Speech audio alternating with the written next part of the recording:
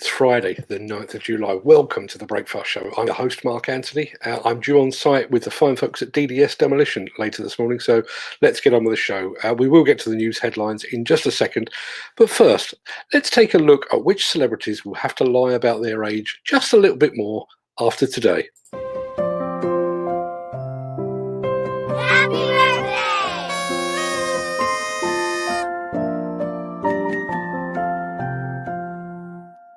And it's many happy returns to pop artist David Hockney, to actor Richard Roundtree, the original Shaft, to singers Mark Armand of Soft Cell and Jim Kerr of Simple Minds. And no, Jim, we didn't forget about you.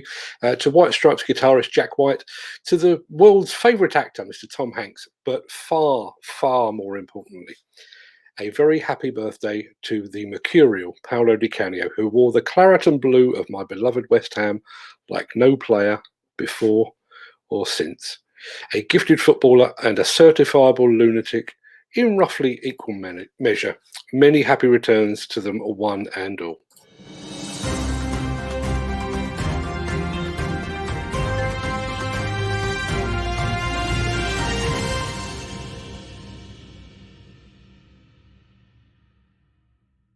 Data from Public Health England has revealed that nearly 1 in 4 employees in manual occupations in England smokes tobacco. That's over 3 times more than those in office-based roles. The data comes after a report from a former government health advisor found that fewer people were giving up smoking in the UK after lockdown.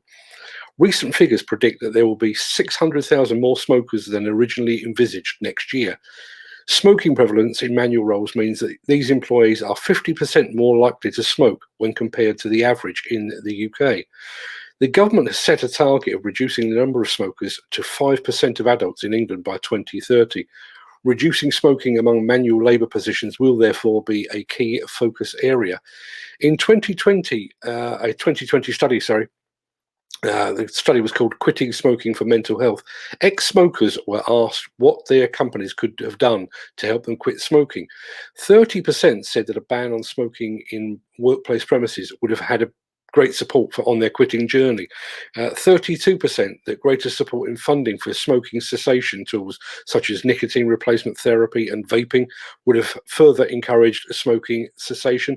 And 39% of ex-smokers say that allowing vaping in the workplace, or at least in a designated space, would have helped them to quit smoking.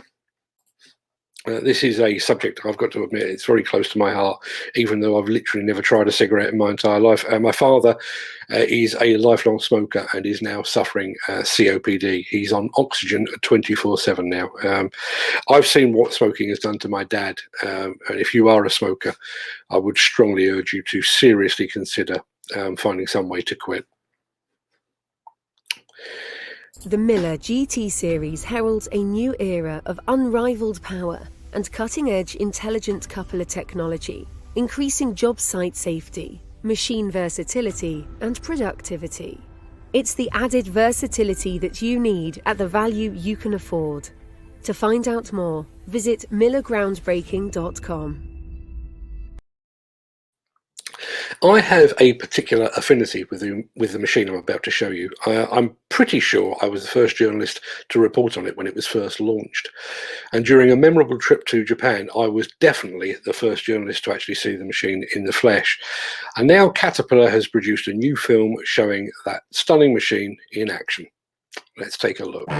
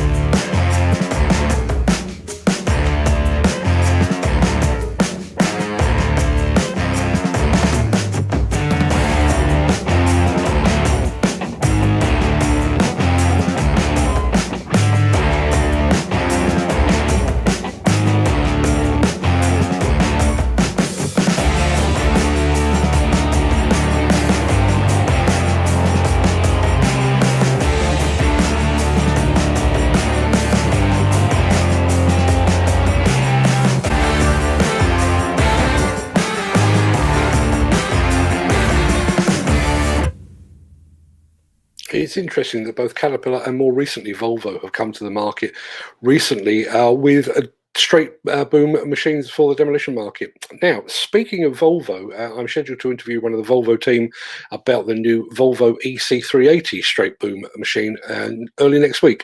If all goes according to plan, that interview will form part of one of the first episodes of the New Look Breakfast show, so be sure to watch this space.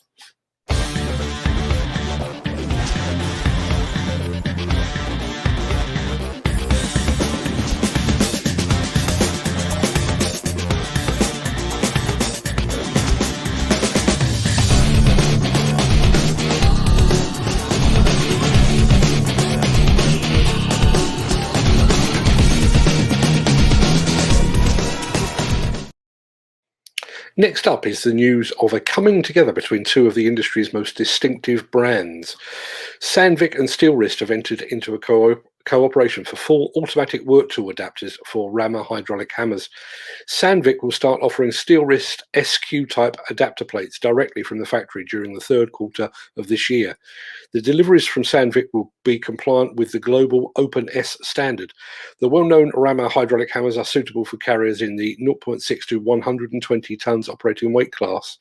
We want to ensure the best possible performance also when using fully automatic quick couplers, says a Rammer spokesperson. For that reason, we want to offer SQ system adapter kits engineered to fit our hammers perfectly. Together with Steelwrist, we will make sure that the use of Rammer hammers is even more effective.